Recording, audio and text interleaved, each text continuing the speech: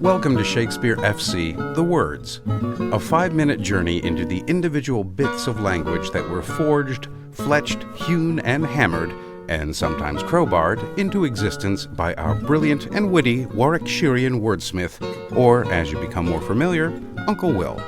I'm your host, Kari Marshall. This morning we pack our bags and head to the Mediterranean island of Sicily, specifically to the harbor city of Messina. Now, depending on where you are listening from, this could be a rather expensive proposition, but worry not. In this time of economic strain, a cost of living crisis, and global market mayhem, I would not dream of indulging our base spendthrift tendencies in such an irresponsible way. And indeed, we should get on with it, as time and tide, and indeed podcast timing, wait for no one. So I shall attempt to marshal my verbosity, rein in my repetition, and be a bit more frugal with my words. I know, that was a long walk, but we got there in the end. It is in Uncle Will's 1598 comedy, Much Ado About Nothing, that I have had the pleasure of being in twice, by the way, that we find the first use of the word frugal. So, let me attempt to be as concise as possible. The play so far. A group of men return from the wars to the house of Leonato in Messina, sparking romance between the young soldier Claudio and Leonato's daughter, Hero, while Benedick, Claudio's brother-in-arms, and Beatrice, niece of Leonato and cousin to Hero, resume their entertaining rapier-like verbal duels. Don John, the bastard half-brother of Benedick and Claudio's commanding officer Don Pedro, for no good reason begins plotting mischief to spoil the young lover's bliss by enacting his nefarious plan of sowing the seeds of doubt and discord in the mind of Claudio, by arranging for the smitten soldier to oversee what he thinks is his betrothed in the arms of another, thus setting the stage for public humiliation, heartbreak, and a dramatic confrontation where Claudio denounces Hero at the altar, leaving her grieving an enraged father to some pretty harsh words. Do not live, Hero. Do not ope thine eyes. For did I think thou wouldst not quickly die, thought I thy spirits were stronger than thy shames, myself would on the rearward of reproaches strike at thy life. Grieved I had but one. Should I for that at frugal nature's frame? Oh, one too much by thee. Why had I one?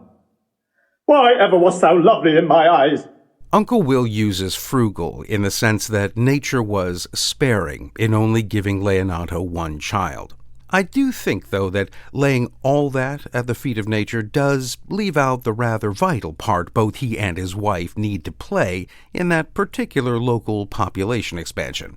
But anyway, the word frugal finds its origins, as you may have guessed, in the Latin frugalis, which has its roots in frugi, meaning economical or thrifty, which itself comes from the Old Latin frux or frug, meaning fruit.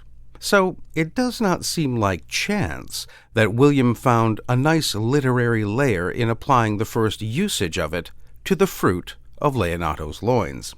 Uncle Will would go on to use it in another of his comedies, The Merry Wives of Windsor, having Mistress Page spout, "What should I say to him?